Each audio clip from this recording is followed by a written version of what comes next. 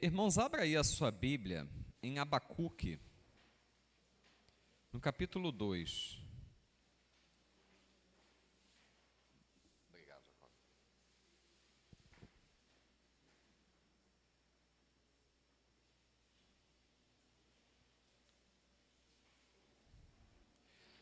Abacuque capítulo 2, versículo 4.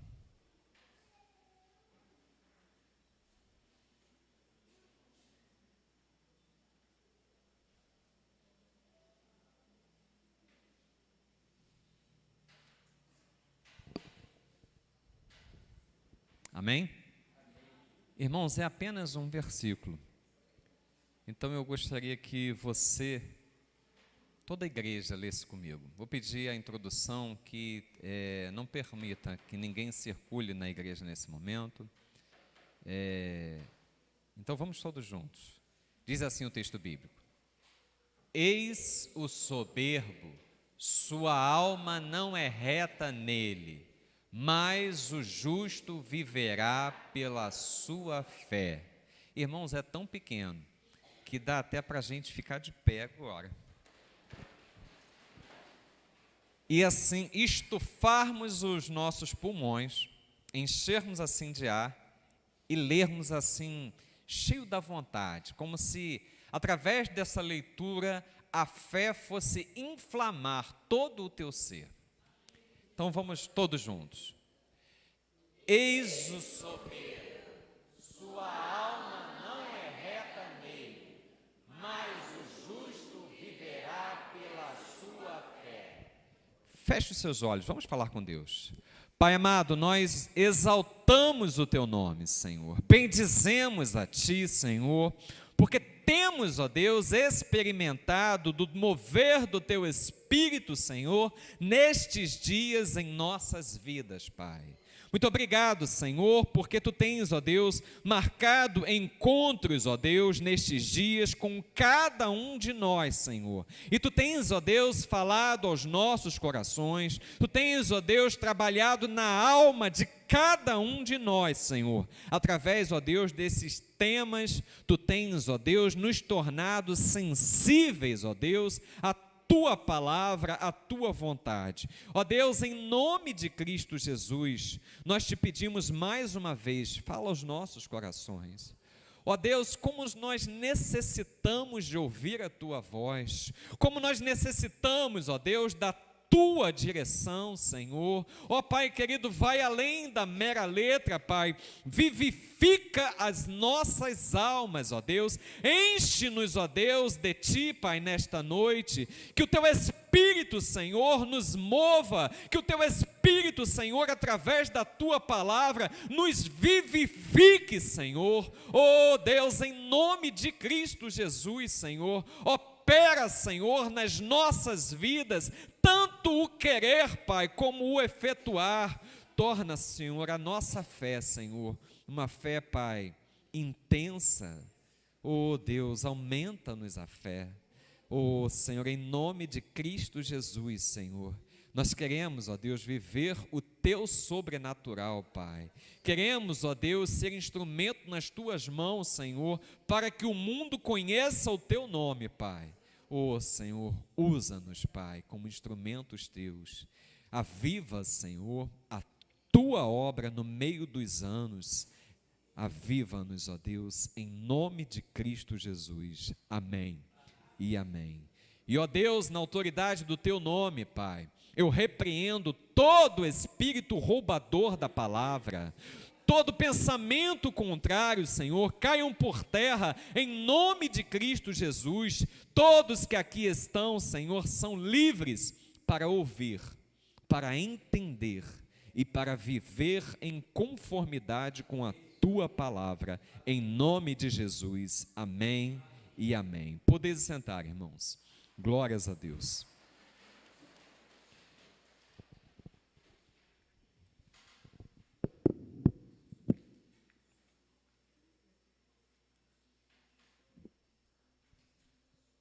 Glórias a Deus. Irmãos, essa passagem do livro de Abacuque, ela se encontra originalmente em Abacuque, mas ela é repetida Em Romanos, no capítulo 1, versículo 17, o apóstolo Paulo faz a citação dela.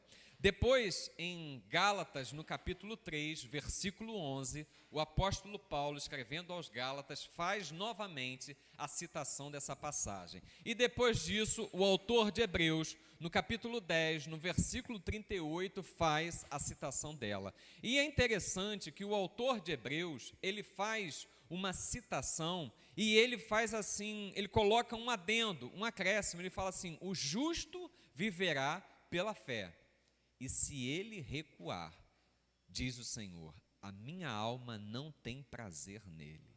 Por quê? Porque você e eu, como a gente sempre toca nessa tecla, somos homens e mulheres que fomos chamados por Deus a vivermos por fé. A coisa é tão assim, é tão impactante, que quando o apóstolo Paulo, ele escreve aos Romanos, no capítulo 14, no versículo 23, ele diz assim: tudo que você e eu fazemos, que não provém da fé, que não procede da fé, que não é baseado na fé, é pecado. Então, se você tem dúvida no seu coração, tem uma placa de trânsito que diz que eu trago ela como uma regra para a minha vida. Diz assim: na dúvida, não ultrapasse. Para o crente, deveria ser assim: na dúvida, não caminhe. Na dúvida, não mude a direção. Na dúvida, não tome decisões. Por quê? Porque nós fomos chamados para vivermos pela fé, de fé em fé, de glória em glória. Essa é a proposta de Deus para as nossas vidas. Tem uma música secular que diz assim: a arte é de viver da fé, mas não se sabe fé em quê. Para ser assim bem pontual, nós estamos falando da fé cristã, da fé bíblica. E existem alguns tipos de fé. Existe a fé natural. O que é a fé natural? A fé natural é aquela fé que a gente age assim no dia a dia, no comum. Por exemplo, eu pegando um ônibus aqui na estrada de uma garça, querendo ir para casa, eu creio que ele vai chegar, vai cumprir ali a trajetória e ele vai chegar ali. Se eu sair daqui e for fazer um lanche em algum lugar, ou mesmo participar de um jantar, estou aberto ao convite, irmãos. Se eu for participar de um jantar, eu vou crer que aquilo que eu vou comer vai satisfazer o meu organismo, e aquela refeição vai me dar sustância para que eu chegue no outro dia. E isso é uma fé natural. Eu creio que trabalhando os 30 dias do mês, chegando ao final do mês, nós vamos receber o salário. É uma fé natural, todo ser humano, né? Seja para pegar o ônibus, seja para se alimentar, seja para o salário no final do mês, todo ser humano, não precisa nem ser crente para isso. Nós nos movimentamos até mesmo numa fé natural. Então, esse é o primeiro tipo de fé. Mas existe a fé salvadora. A fé salvadora é algo que é movido assim pelo Espírito Santo de Deus. A fé salvadora é que faz o homem se aproximar de Deus para agradar-lhe, né? Como diz ali em Hebreus 11:6. É necessário que aqueles que se aproximam de Deus, creia que Ele é galardoador, que assim possa agradar. Então, a fé salvadora, através de um mover do Espírito Santo na vida do ser humano, ele se aproxima de Deus e ele começa a entender o quão pecador ele é.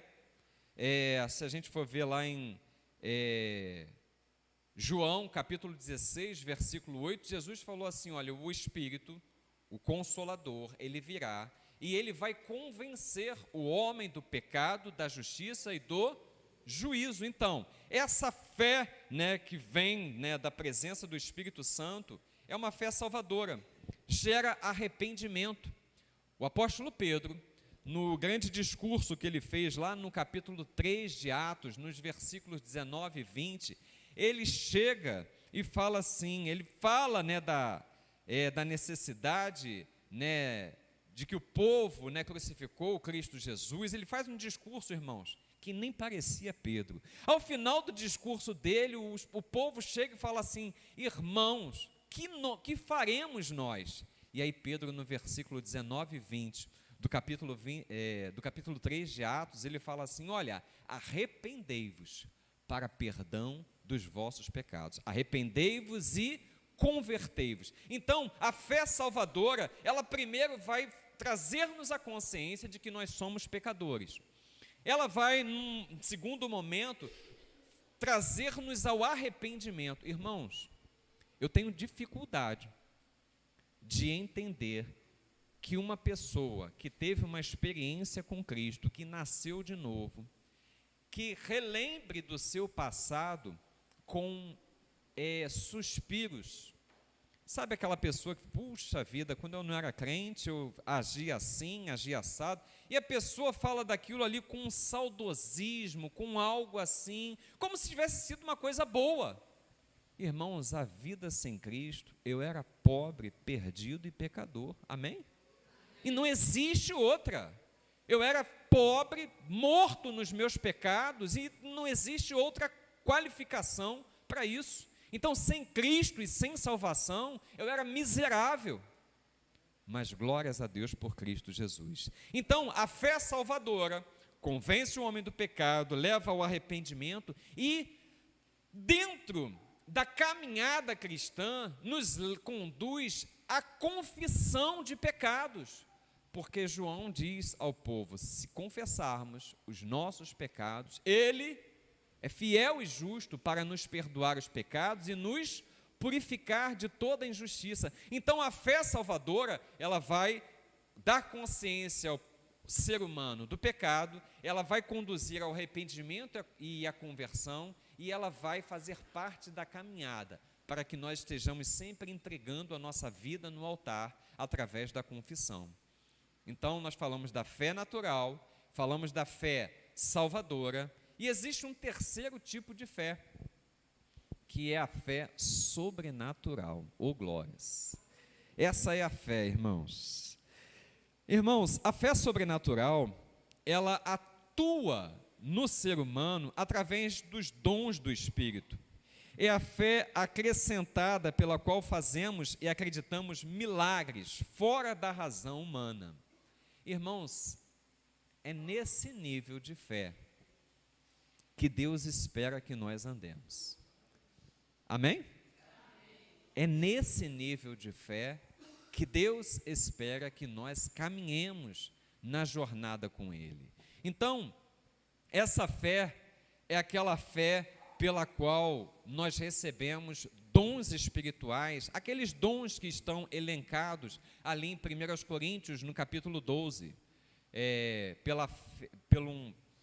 pelo Espírito, né, uns recebem discernimento espiritual, palavra de sabedoria, palavra de conhecimento, outros pelo mesmo Espírito recebem dom de curar, profecia, operação de milagres, outros a fé, línguas, interpretações. Então a igreja recebe, distribuída pelo Espírito Santo, dons espirituais, para que nós sejamos homens e mulheres movidos pela fé, dons espirituais.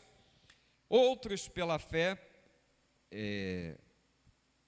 também nós somos trabalhados no fruto do Espírito Santo de Deus.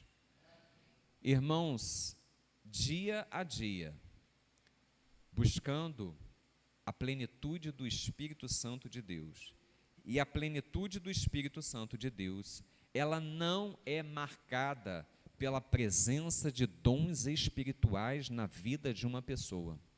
A plenitude do Espírito Santo, ela é marcada pelo fruto do Espírito. Então, Gálatas, no capítulo 5, versículo 22, ele fala ali de alguns atributos que o Espírito Santo, presente na vida do ser humano, frutificam ali. E aí ele fala assim, olha, mas o fruto do Espírito é amor, paz, bondade, longanimidade, benignidade, mansidão, fé, domínio próprio. E ele diz assim, e alegria, contra essas coisas não há lei.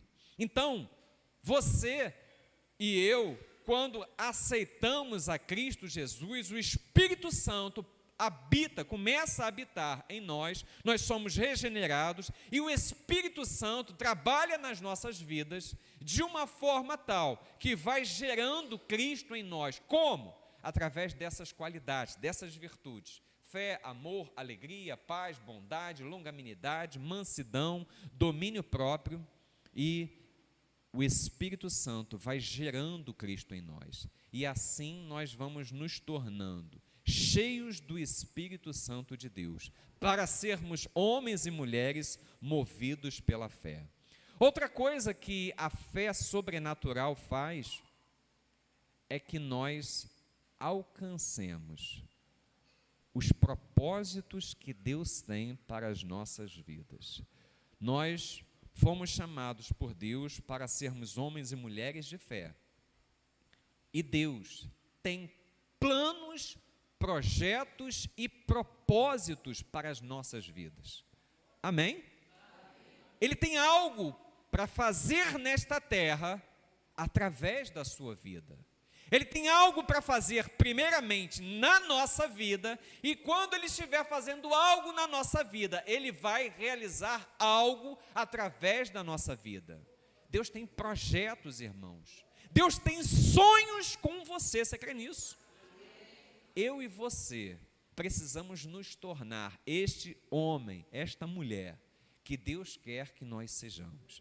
Deus tem algo para realizar através das nossas vidas e nas nossas vidas. Então, a fé sobrenatural, ela vai fazer com que nós nos movamos nos dons espirituais, lá de 1 Coríntios 12, ela vai trabalhar dia a dia na nossa vida o fruto do Espírito, né? Segundo Gálatas 5:22, e ela vai fazer com que nós atinjamos o propósito que Deus tem para as nossas vidas. Irmãos, aquilo que Deus tem para fazer nas nossas vidas, nós precisamos de fé, uma fé sobrenatural para realizar.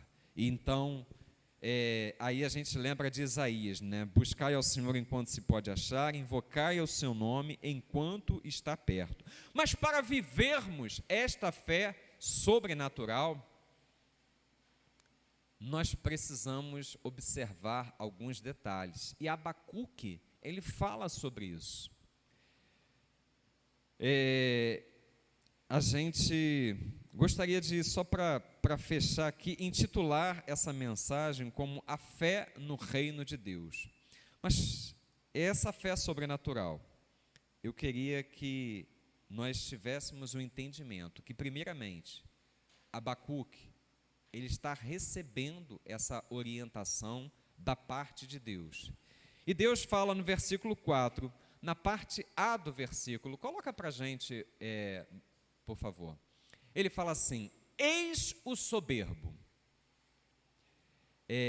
Coloca na versão revista e atualizada, por gentileza, Manu. Ele fala assim: eis o soberbo. Irmãos, eu e você precisamos lutar dia a dia contra a nossa natureza caída. Eu e você, nós precisamos lutar dia a dia contra o orgulho. O orgulho, ele nos separa de Deus. A alma orgulhosa, ela é abominação para Deus. Lembrando que Ezequiel, o profeta Ezequiel, o profeta Isaías, eles falam que motivo da queda de Satanás, que era um anjo de luz, ele diz que esse anjo de luz, o orgulho tomou conta do seu coração e ele caiu. O orgulho tomou conta do seu coração e ele quis tornar-se igual a Deus. Subirei, né, nas alturas e serei semelhante ao Altíssimo. E nós, quando fomos contaminados pelo pecado de Adão, ali em Gênesis 3,15, nós já nascemos com essa natureza caída. O apóstolo Paulo, escrevendo aos Romanos, no capítulo 3, versículo 24, ele diz assim: todos pecaram e destituídos estão da glória de Deus, fazendo menção desse pecado original. Então, a nossa natureza caída, ela é fácil inclinar-se para o orgulho e as suas mais diversas vertentes. O orgulho, a vaidade, a soberba, a altivez de espírito, a arrogância. Você pode dar o nome que você quiser, mas esse pecado, alguns estudiosos dizem que é a raiz de todo pecado no coração humano. Esse pecado nos afasta de Deus e esse pecado nos impede de vivermos uma fé sobrenatural. Então, nós precisamos esvaziar-nos de nós mesmos. O rei Nabucodonosor, coloca para a gente, Manu que está no... Bom, quem está no Data Show, coloca para a gente Daniel capítulo 5, versículos 19 ao 23.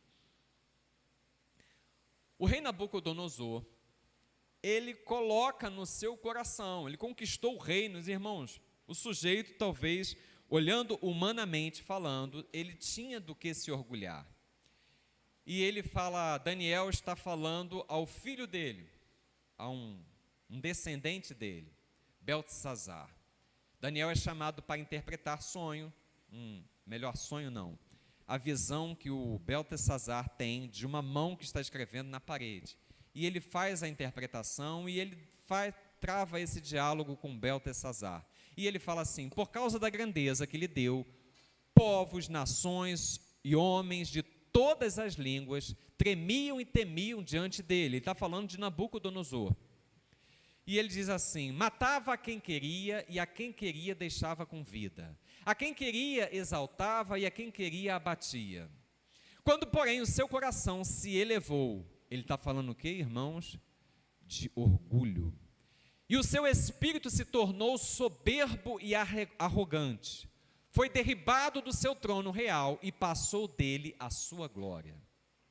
Foi expulso dentre os filhos dos homens, o seu coração foi feito semelhante ao dos animais, e a sua morada foi com os jumentos monteses. Deram-lhe a comer erva como aos bois, e do orvalho do céu foi molhado o seu corpo, até que conheceu que Deus, o Altíssimo, tem domínio sobre o reino dos homens, a quem quer constitui sobre ele. Até aí. E aí Deus dá uma palavra a Daniel, a Beltesazar. Pode colocar o versículo seguinte. Isso ele estava falando de Nabucodonosor. Agora essa palavra vem para Beltesazar. Ele fala assim: tu, Beltesazar, que és seu filho, não humilhaste o teu coração, ainda que sabias tudo isso. E te levantaste contra o Senhor do céu, pois foram trazidos os utensílios da casa dele perante ti, e tu, os teus grandes, e as tuas mulheres, e as tuas concubinas, bebestes vinhos neles. Além disso, deste louvores aos deuses de prata, de ouro, de bronze, de ferro, de madeira e de pedra, que não veem, que não ouvem, que não sabem, mas a Deus em cuja mão está a tua vida e todos os teus caminhos, a ele não glorificaste. Então, da parte dele foi enviada aquela mão que traçou essa escritura. Esta, pois, é a escritura que traçou Mene, Mene, Tekel e Parsim. Esta é a interpretação daquilo. Mene, contou Deus o teu reino e deu cabo dele. Tekel, pesado foste na balança e em falta. Pérez, dividido foi o teu reino e dado aos medos persas. Até aí. Essa foi a sentença de Deus, através ali do profeta. Por quê? Porque tanto Nabucodonosor Ele conta o episódio de orgulho, né, do rei Nabucodonosor e da mão de Deus pesando sobre ele por alguns dias, até que ele chegasse ao entendimento de que o Altíssimo era Deus. E agora, diante do seu descendente, Deus pesa a mão, tira o reino dele e dá a outro. Por quê? Por causa do orgulho do seu coração, porque não reconheceu a mão de Deus sobre a sua vida. Irmãos, o coração altivo, orgulhoso, nos impede de ouvirmos a voz do Espírito Santo. Se eu estiver cheio de mim, se você estiver cheio dos seus conceitos, se nós estivermos cheios dos nossos preconceitos, nós vamos passar batido na visitação de Deus, aonde quer que Ele esteja. Se nós estivermos cheios de nós mesmos, nós vamos tomar decisões erradas. A voz do Espírito Santo não vamos ouvir. Nós vamos ser impedidos de progredirmos espiritualmente. O orgulho, irmãos, afasta o ser humano de Deus. Nós precisamos esvaziar-nos de nós mesmos. Jesus Cristo, dirigindo a palavra aos escribas e fariseus, aos principais da sinagoga, ele fala assim: porque vocês dizem que veem, vocês são cegos. E aí ele, falando sobre os fariseus, ele fala assim: não se põe remendo novo em tecido velho. O que ele estava querendo dizer com isso? Não se coloca vinho novo em odres velhos. Por quê? Arrebenta o tecido, arrebenta o odre. Ele estava dizendo que para os fariseus, que estavam tão cheios de si mesmos, tão cheios dos seus conceitos, tão certo das suas verdades, era difícil para eles compreender as verdades do reino de Deus como elas são. Era difícil para ele, irmãos, isso para qualquer um de nós, quando nós não estamos abertos ao aprendizado. O apóstolo Paulo, irmãos, foi um fariseu. E no capítulo 4 da carta aos Filipenses, ele fala assim: olha, eu aprendi a viver em abundância e a viver em escassez. Depois disso ele fala assim: posso todas as coisas naquele que me fortalece. Mas antes de poder todas as coisas, ele fala assim: eu aprendi. Irmãos, quando nós paramos de aprender, nós cessamos de ter algo para a nossa existência. Quando nós paramos de aprender sobre tudo da parte de Deus, quando o nosso coração está fechado para as coisas de Deus, quando nós chegamos no templo e falamos assim: puxa vida, eu não aprendi nada. Nós temos que rever o nosso conceito, o nosso coração, como é que ele está, se nós não estamos cheios de nós mesmos, porque dia a dia, com o cantar de um pássaro, com o tocar de uma música, com o tocar de um sino, com qualquer fenômeno natural, nós podemos aprender de Deus. O apóstolo Paulo, escrevendo aos Romanos, no capítulo 1, ele fala assim: os homens são indesculpáveis diante de Deus, porque vendo Deus através da natureza, porque a natureza revela Deus, eles não deram glórias ao Criador da natureza. Então, eu e você, nós não podemos estar com os nossos corações cheios dos nossos próprios conceitos. Nós precisamos nos esvaziar, precisamos nos humilhar se necessário for, mas nós precisamos de Deus, irmãos. Nós precisamos ser homens e mulheres dirigidos pelo Espírito para vivermos uma fé sobrenatural. Nós precisamos abandonar coisas velhas e ganhar e receber o novo de Deus nas nossas vidas. Nós precisamos nos revestir de tudo aquilo que se chama por Deus. Nós precisamos, irmãos, conforme a oração do salmista, assim como suspira a corça pela corrente das águas. Nós precisamos ter uma sede de Deus tamanha, de forma que não nós, mas como João Batista falou, importa que ele cresça e que eu diminua. Irmãos, somente quando nós diminuirmos, quando nós sairmos dos nossos achismos e aprendermos a ser dependentes do Espírito Santo de Deus, nós vamos começar a viver uma fé sobrenatural. Eis o soberbo. Coloca de volta o Abacuque 2,4, por gentileza. Eis o soberbo. Deus está tecendo uma crítica. Deus está tecendo, Ele está dizendo assim, olha só, esse que tem a alma orgulhosa, ele vai de mal a pior. Ele vive afastado de Deus. Ainda, irmãos, que nós já tenhamos tido uma experiência com Deus, ainda que nós já tenhamos tido o novo nascimento em Cristo Jesus, é possível que a nossa alma, que o nosso coração, em algum momento, se envaideça e que o orgulho aflore no nosso ser.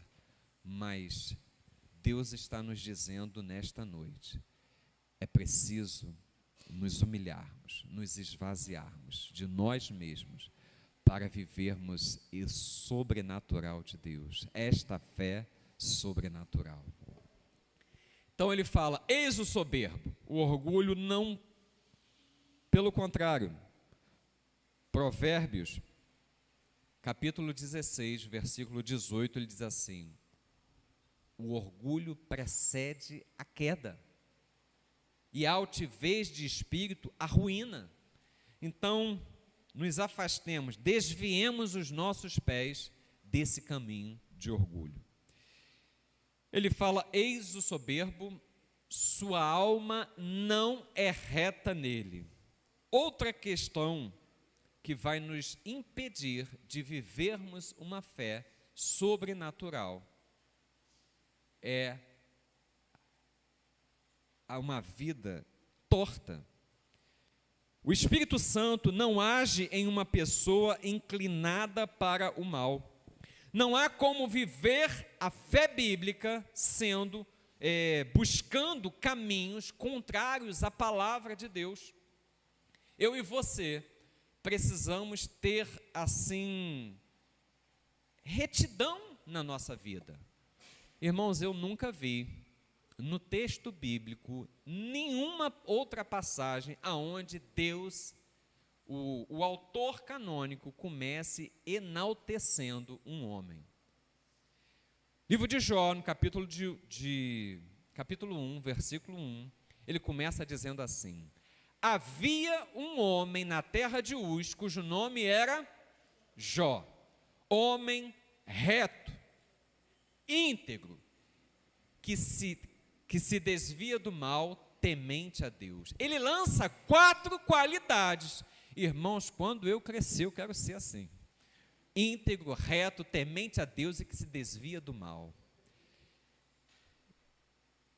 Esse homem tinha uma vida reta. O que diz respeito à retidão?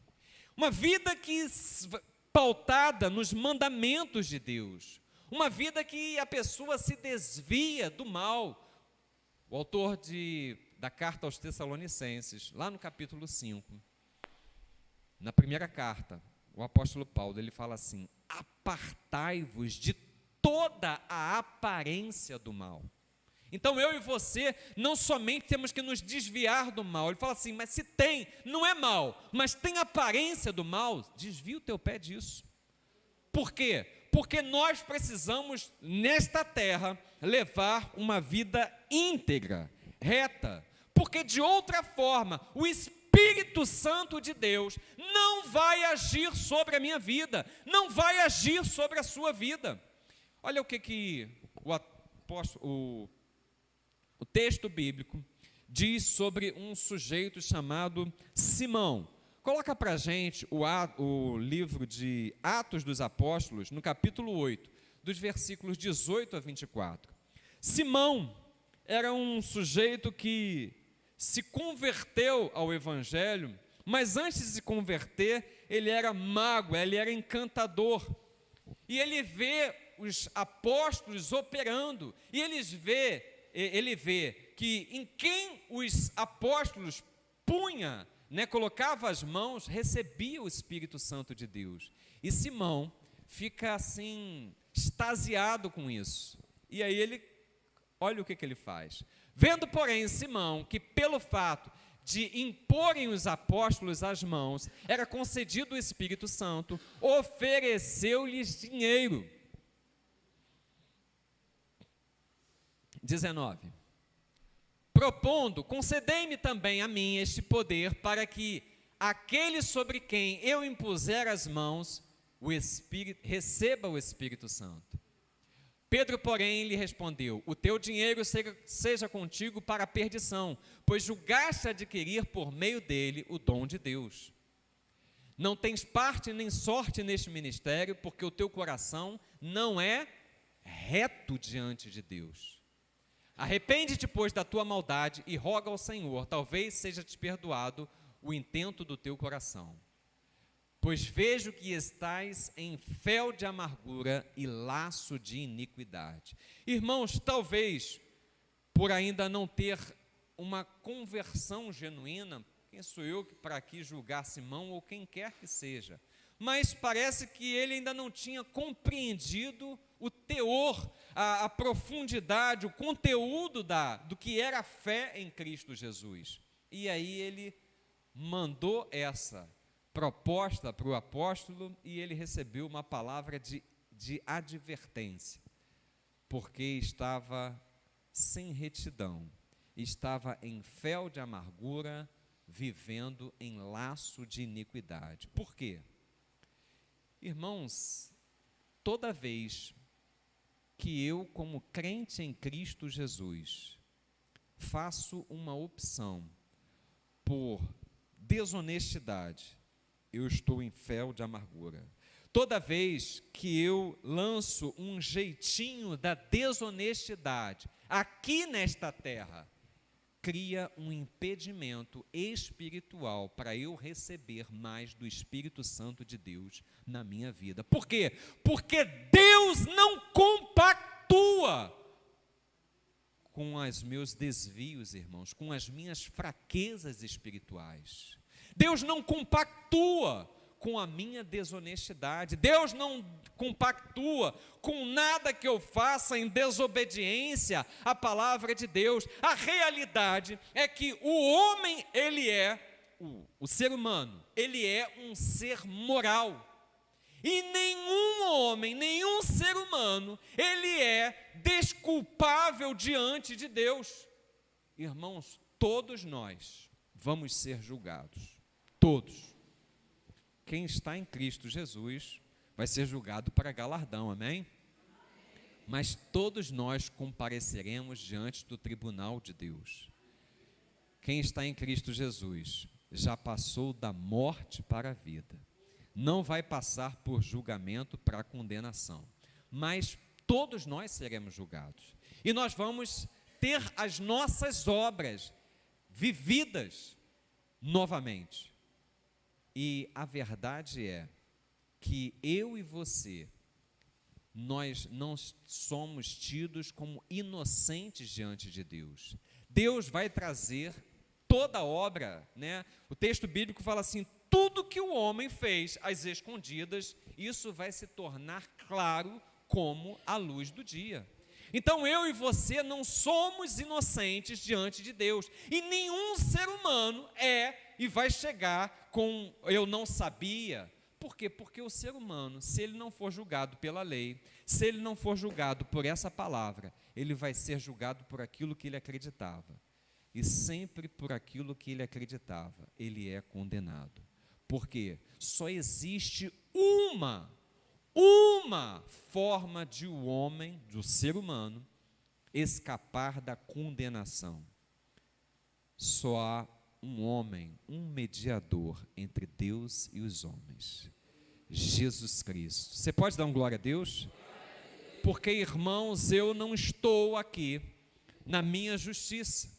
Você não está aqui na sua justiça. O justo viverá pela fé, mas você não é justo na sua justiça, eu não sou justo na minha justiça. Nós fomos justificados pelo sangue derramado na cruz do Calvário. E aí sim nós podemos ser homens e mulheres de fé, porque o sangue vertido na cruz do Calvário está sobre as nossas vidas. Deus, quando olha para mim e para você, Ele olha através de uma lente chamada Jesus Cristo, e Ele vê homens e mulheres justificados pelo sangue derramado na cruz do Calvário. Então, eu e você, nós precisamos entender que nós temos o bem para viver. Nós precisamos ser homens retos, íntegros. O Espírito Santo não age em cima de uma pessoa inclinada para o mal. Simão entendeu dessa forma, entendeu completamente errado o Evangelho. Estava em laço de iniquidade, fel de amargura. Julgou comprar com dinheiro o dom de Deus. Muitas vezes, irmãos, nós agimos assim, com os nossos jeitinhos. Ao contrário, irmãos, ainda no livro de Atos, coloca para a gente o capítulo 10 do livro de Atos, nos versículos 1 e 2, e depois o 44 ao 48. Olha outra figura que aparece, mas de uma forma diferente. Um homem que tinha uma vida piedosa. Olha só, estamos falando de Cornélio. Morava em Cesareia, um homem de nome Cornélio, centurião da coorte chamada italiana. Piedoso. Irmãos, olha novamente o escritor canônico dando testemunho de alguém. Piedoso, temente a Deus com toda a sua casa, que fazia muitas esmolas ao povo e de contínuo orava a Deus. Irmãos, esse sujeito não era crente, mas estava melhor do que muitos crentes, porque de contínuo ele orava a Deus. Olha o que o versículo 44 diz que aconteceu na vida de Cornélio e na casa de Cornélio. Pedro é chamado por ele, Pedro faz um discurso ali na casa de Cornélio e diz o texto assim: ainda Pedro falava estas coisas quando caiu o Espírito Santo sobre todos os que ouviam a palavra. E os fiéis que eram da circuncisão, que vieram com Pedro, admiraram-se, porque também sobre os gentios foi derramado o dom do Espírito Santo. Pois os ouviam falando em línguas e engrandecendo a Deus. Então perguntou Pedro: porventura pode alguém recusar a água, para que não sejam batizados estes que, assim como nós, receberam o Espírito Santo? E ordenou que fossem batizados em nome de Jesus Cristo. Então lhe pediram que permanecesse com eles por alguns dias. Irmãos, eu e você precisamos buscar em Deus uma vida piedosa, uma vida em conformidade com aquilo que é a vontade de Deus para as nossas vidas. Irmãos, nós não podemos esperar viver uma fé sobrenatural se estamos envenenados pelo pecado. E eu não estou dizendo aqui, irmãos, que é possível que algum ser humano viva sem pecar. Mas conforme aconteceu lá na vida de Simão, o apóstolo Paulo fala assim: estais em laço de iniquidade. O que é iniquidade? É o pecado contínuo. É o pecado que nós praticamos e muitas vezes perdemos a noção. O Espírito Santo já não se entristece, porque aquilo ali é algo corriqueiro na nossa vida. É a desonestidade, o adultério, a pornografia, somos infiéis no trato, murmuradores, praticamos a maledicência, somos dominados por apetites desenfreados. Irmãos, quando eu falo apetites desenfreados, eu estou falando desde a gula, até outras coisas que dominam o nosso ser. Tudo aquilo, um grande fruto do Espírito Santo na vida do ser humano é o domínio próprio. Por quê, irmãos? O domínio próprio, ele traz um controle, um equilíbrio sobre a vida do servo de Deus, da serva de Deus. Então, o domínio próprio, ele não permite que nós sejamos dominados pelo pecado. A palavra de Deus diz assim: o pecado não terá mais domínio sobre vós. Por quê? Porque o Espírito Santo, ele passa agora a dominar. E quem é dominado, irmãos, pelo Espírito Santo? Quem é controlado pelo Espírito Santo? Quem é guiado e dirigido pelo Espírito Santo? O pecado, ele fica inibido. Continuamos sendo pecadores? Continuamos. Mas o pecado, a partir de agora, ele passa a ser um acidente de percurso. E toda vez que esse acidente de percurso acontece, nós temos um advogado. Se confessarmos os nossos pecados, ele é fiel e justo para nos perdoar os pecados e nos purificar de toda injustiça. Então,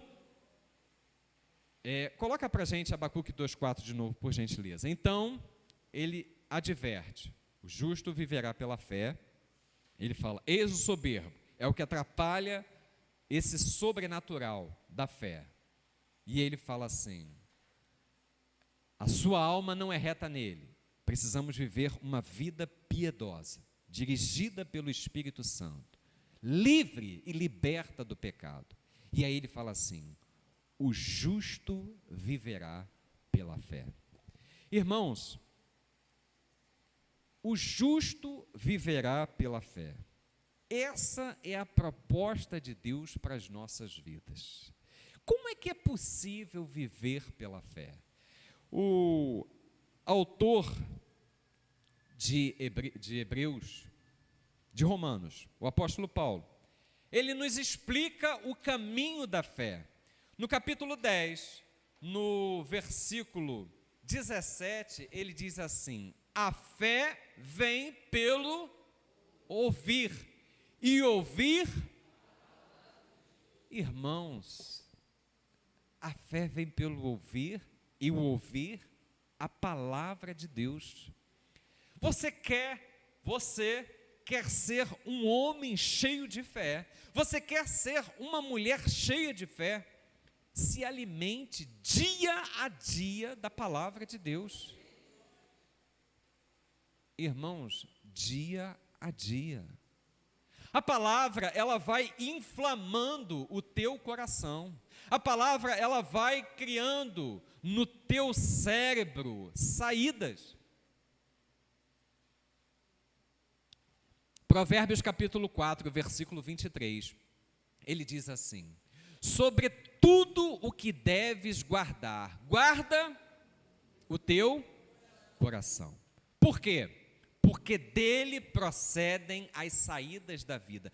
Quando você se debruça sobre a palavra de Deus, você está munindo o seu coração com questões, com sabedoria de Deus, com situações, com palavras de sabedoria que no dia da adversidade você vai ter algo que o Espírito Santo vai te trazer à mente.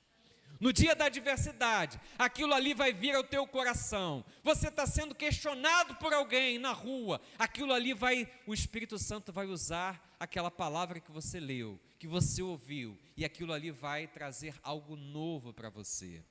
Irmãos, o salmista diz assim: eu sou considerado entre os anciãos como sábio, porque amo a tua lei. Oh, irmãos, quando nós nos enchemos da palavra de Deus, nós estamos correndo o risco de sermos homens e mulheres movidos pela fé. Quando nós nos enchemos da palavra de Deus, nós estamos guarnecendo o nosso coração. Coloca para a gente Josué capítulo 1, versículos 7 e 8. Irmãos, Josué está substituindo ninguém mais, ninguém menos que Moisés, que foi um ícone no povo de Israel, um homem que fez assim prodígios e sinais, foi instrumento nas mãos de Deus para realizar prodígios e sinais, assim que ficaram na história do povo. Josué é pego ali e fala assim: Josué, tu vai substituir Moisés. Eu imagino, irmãos, as pernas de Josué fazendo assim, ó, tremendo, porque fazer o que Moisés fez, andar como Moisés andou, e Deus vê aquela situação daquele novo líder, e ele dá um chá de ânimo em Josué. E dentre a palavra do chá de ânimo, Josué conquistou, no final do livro de Josué você vê, ele conquistou 31 reinos, 31 cidades, porque cada cidade era uma cidade-estado naquela época. Então, ele conquistou 31 reinos. Foi esse homem que, conquistou assim a grande parte da terra prometida. Mas ele recebeu uma estratégia, e não foi uma estratégia bélica, não foi uma estratégia de armamento, não foi uma estratégia que falasse sobre algo de guerra. Olha o que Deus diz para esse homem. Ele fala assim: tão somente ser forte e muito corajoso. Ele era preciso ser forte e corajoso para a guerra? Não, para quê? Teres o cuidado de fazer segundo toda a lei que meu servo Moisés te ordenou. O que era a lei, irmãos, para ele? Era a palavra que ele tinha, eram as promessas que ele tinha. Dela não te desvies nem para a direita e nem para a esquerda. Ele está falando de uma estratégia de guerra, irmãos? Não, ele está falando de uma consagração na palavra, para que sejas bem-sucedido por onde quer que andares. Irmãos, você quer ser bem-sucedido? É a palavra. Versículo 8. Não cesses de falar do livro da lei. Você e eu, nós precisamos que a palavra de Deus esteja fluindo na nossa boca. Nós precisamos que a palavra de Deus esteja assim na ponta da nossa língua. Antes, medita nela dia e noite. Irmãos, esse homem está prestes a enfrentar 31 reis, e Deus está falando para ele se preparar na palavra. Medita nela, irmãos. Sabe quando você está fazendo algum trabalho manual? Está só você. Isso acontece muito quando eu estou em casa, ajudando Inéia, por exemplo, estou ali na pia lavando louça. Estou lavando louça, ali parece que eu estou assim, em canal direto com o Espírito Santo. As mãos estão trabalhando, mas o pensamento está sendo assim, revigorado, e vem a mente a palavra de Deus, vem à mente alguma coisa de Deus, o Espírito está falando ao meu coração. Eu imagino que quando as irmãs estejam ali na cozinha também, cozinha já não é o meu forte, irmãos. Eu procuro ajudar naquilo que eu posso, mas cozinha não é o meu forte. Mas eu imagino que as irmãs também, quando estejam na cozinha, esteja assim, é aquela coisa que você já faz assim no automático, você não calcula. Eu imagino que seja mais ou menos como a direção de um carro. Você não pensa assim, agora eu estou na terceira marcha, agora eu estou na primeira. Não, aquilo ali já flui automaticamente. Você está dirigindo, você não sabe nem que marcha está, porque aquele conhecimento é um conhecimento inconsciente. Eu imagino que as irmãs na cozinha já sejam mais ou menos assim. Você já sabe a medida do arroz, já sabe a medida do feijão. Então você faz aquilo tão no automático que a tua mente está livre para meditar na palavra de Deus. E aí vem aquela pregação que você ouviu, vem aquela mensagem, vem aquele hino, porque tudo isso faz com que você medite na palavra de Deus. Medita nela dia e noite, para que tenhas cuidado de fazer tudo quanto nela está escrito. E o resultado disso, irmãos, farás prosperar o teu caminho e serás bem-sucedido. Irmãos, prosperidade e você ser bem-sucedido não tem nada a ver com habilidades e técnicas.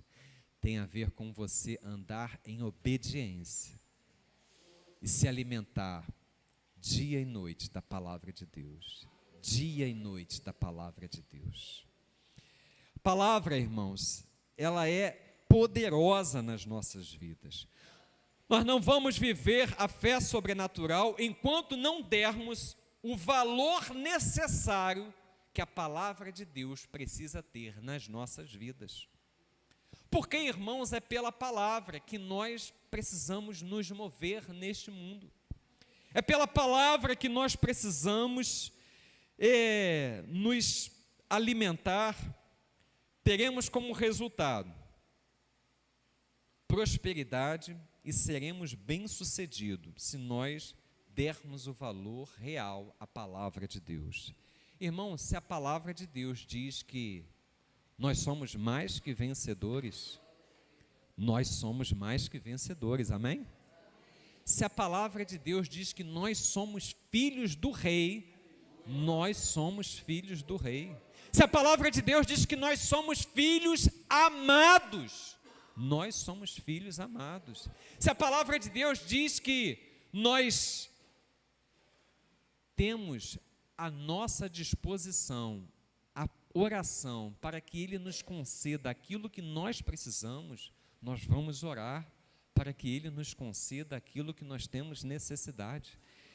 A palavra de Deus diz que Deus, segundo as suas riquezas, suprirá todas as nossas necessidades em glórias em Cristo Jesus. Então nós vamos viver essa palavra.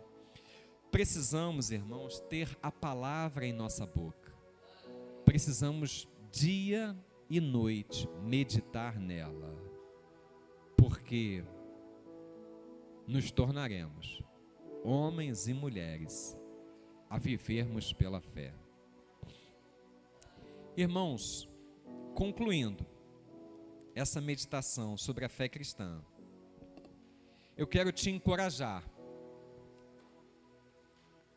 a viver níveis de fé, porque a fé, ela é dada a cada um, uns mais, outros menos, mas nós no reino podemos buscar em Deus, vivermos níveis de fé diferenciados. Irmãos, Marcos capítulo 9, versículos 20 a 27, o pai de um rapaz endemoniado, ele coloca essa questão diante de Deus e pede que Deus cure o seu filho. E quando ele pede, ele fala assim para Jesus.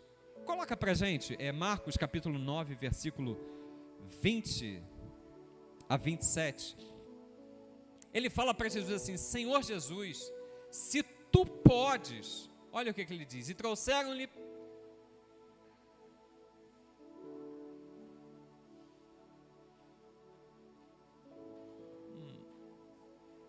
bota o 21.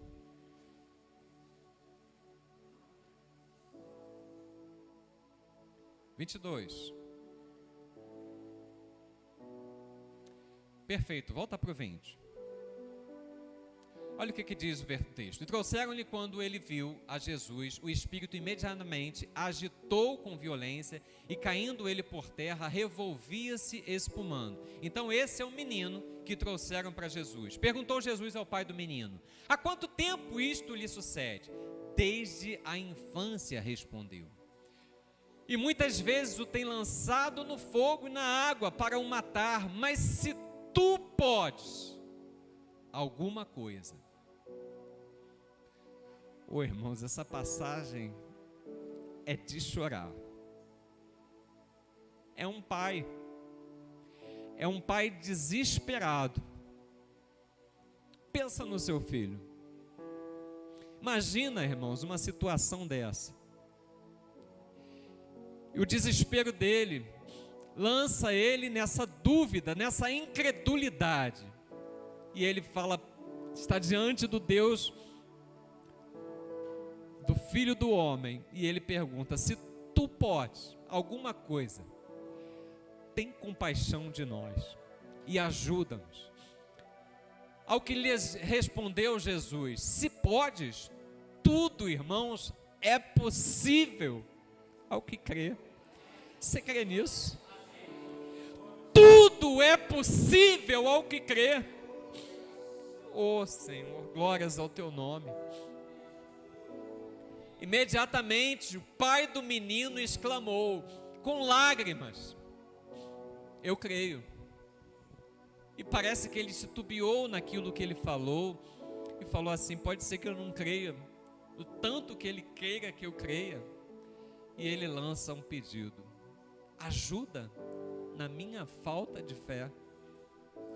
Irmãos, talvez eu e você estejamos necessitando fazer esse pedido para Cristo Jesus hoje. Senhor, nós queremos viver o teu sobrenatural.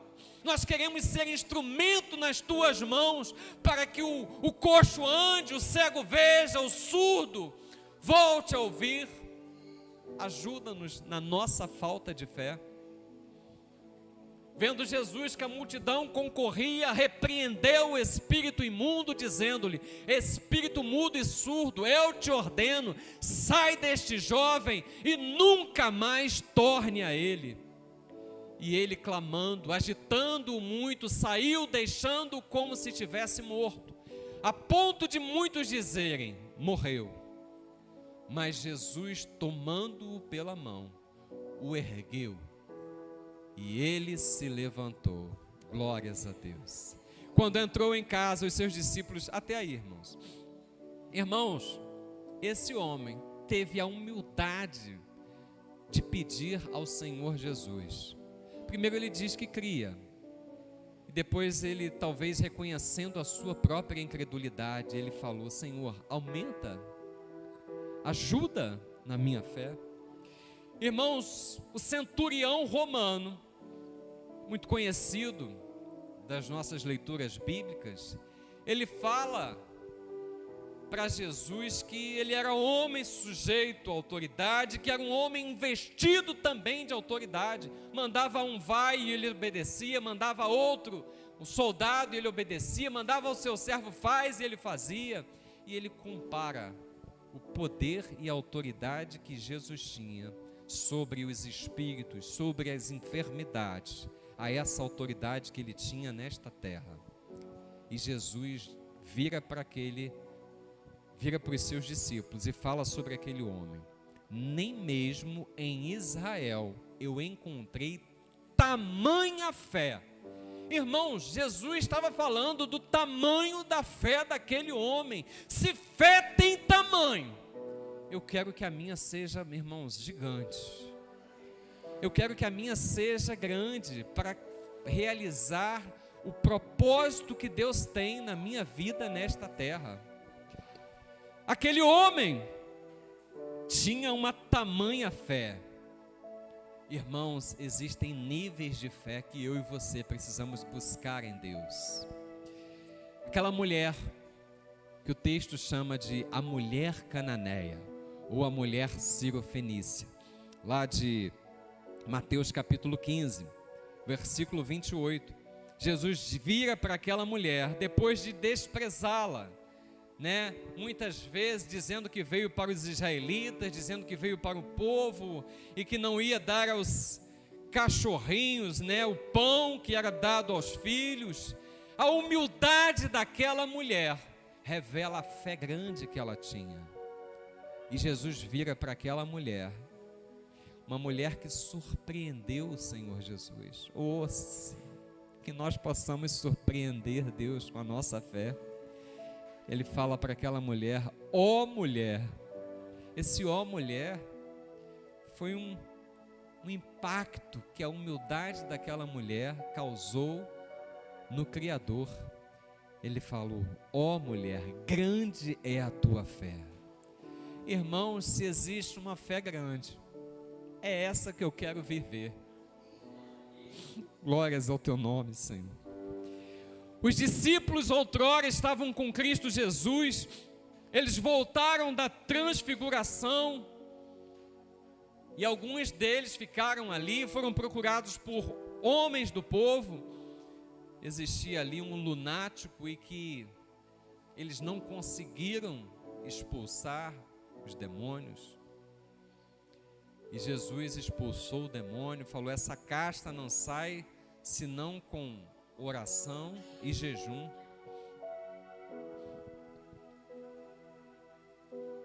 No outro episódio, Jesus Cristo estava falando sobre o divórcio, e Jesus falou que não era lícito ao homem repudiar a mulher por qualquer motivo. Os discípulos chegaram para Jesus e falaram assim: Senhor, se for assim, não é bom nem casar. E aí ele falou assim: olha, cada um recebe o que tem de Deus. E os discípulos neste momento falaram assim: Senhor, aumenta-nos a fé. Irmãos, o que esses textos estão falando para mim e para você? Que é possível que nós vivamos níveis de fé elevados na presença de Deus. É possível que eu e você busquemos de uma forma tal a presença do Espírito Santo de Deus, o agir sobrenatural de Deus nas nossas vidas, a sermos homens e mulheres movidos por níveis de fé altíssimos. Ezequiel foi chamado por Deus e ele é colocado numa visão e ele entra num rio e ele anda 500 côvados, 1000 côvados, aproximadamente 500 metros, e ele tem no rio águas nos seus tornozelos, e Deus, o anjo continua levando ele para a profundidade do rio, anda mais 1000 côvados, e ele tem água nos seus joelhos, e não para ali, ele anda mais 1000 côvados, e ele tem água nos seus lombos. E quando o anjo chama ele para andar mais 1000 côvados, a narrativa de Ezequiel é que ele estava em águas tão profundas que ele já não podia tocar no chão. Simboliza que ele tinha perdido o controle. Irmãos, Deus quer que nós percamos o controle para Ele. Deus quer que o controle da nossa vida esteja totalmente no Espírito Santo de Deus que habita em nós, para que nós nos movamos num nível de fé sobrenatural. Eu queria orar pela sua vida, eu queria orar juntamente aqui com você. Se o Espírito Santo tocou no seu coração, e você entendeu que você foi chamado por Deus para viver uma fé cristã, não uma fé natural, não apenas uma fé para a salvação, mas algo sobrenatural de Deus na sua vida.